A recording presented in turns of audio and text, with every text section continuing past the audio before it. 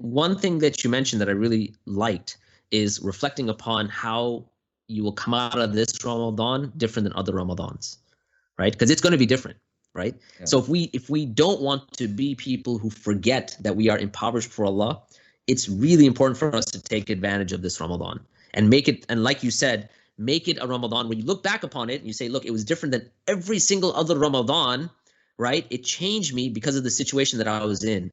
So yes, no doubt, people in general, we can think about people and what their state will be. Before we even get there, though, it's really a time we need to have self-reflection, right? Like, how am I, me as an individual, when I'm going through this test, what happens when I come out of it? Will I be like the people on the shore, right, who just forget Allah? Or will I be amongst people who will have spiritual elevation, that they come out of Ramadan better than they started? And, you know, we say this every Ramadan, right? You hear this, it's almost become cliche, right? You enter Ramadan, you want to come out as a different person. But this Ramadan, it's really going to be different, and you're really going to be put to the test, right? How much engagement with the Quran are you going to have this Ramadan, right? How are you going to be patient, right? One of the qualities of Ramadan is that it's about sabr. But the fact that you have your kids at home, you know, and or you have your parents at home and you're dealing with your siblings, or you're going to have a level of patience while you're fasting that's going to be higher than it typically is when you're in school or at work or whatever it might be, right? How are you going to deal with that? And how are we going to come out of this month a better person, a person who's more closer to Allah, who understands his utter dependence? You know, one of the things I was reading earlier, really fascinating, is that, you know, and Ibn al-Qayyim mentions this, is that one of the things that Allah loves is that when the human beings start to take on certain qualities of Allah subhanahu wa ta'ala, right? So he says that, for instance, Allah is al-alim, and he loves that his servants have knowledge, right? Allah is al-hakim, he loves that his servants have wisdom. Allah is, let's say, al-rahim, ar-rahman, he loves that his servants have mercy. One of the things about Ramadan is that you're fasting.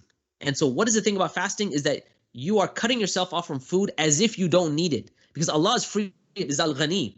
So you're emulating this aspect of al-ghani with the result of understanding that indeed you are totally dependent upon Allah. Even though you're trying to emulate his independence, but in that emulation you come to understand your total dependence upon Allah subhanahu wa ta'ala. It's a very beautiful point that Ibn al-Qayyim makes, but it comes down to, am I going to leave this month closer to Allah, spiritually elevated, or is it going to be like every other Ramadan that came before it, except that I was stuck at home, you know? So. Yeah. Like what is your pandemic story going to be? Oh, I watched this series on Netflix. Oh, I played this video game. Please don't do that. You understand what I'm saying? Like, I want you to think back at, like, look at what your pandemic story is going to be, right? Like, right. And is that something that should be written in a history book? Yeah. Is that something that you would want in your book of deeds, announced to the whole, you know, world that ever lived, that, okay, this is what I did during the pandemic. Great. What a great achievement. Yeah. Whereas this pandemic, imagine, like I was telling one of the brothers, like, who's in the healthcare sector, and I was trying to, like, you know, motivate him and uplift his spirits. I said, I want you to think about this, brother. You are serving at a time, you're working at a time where this is unprecedented in human history.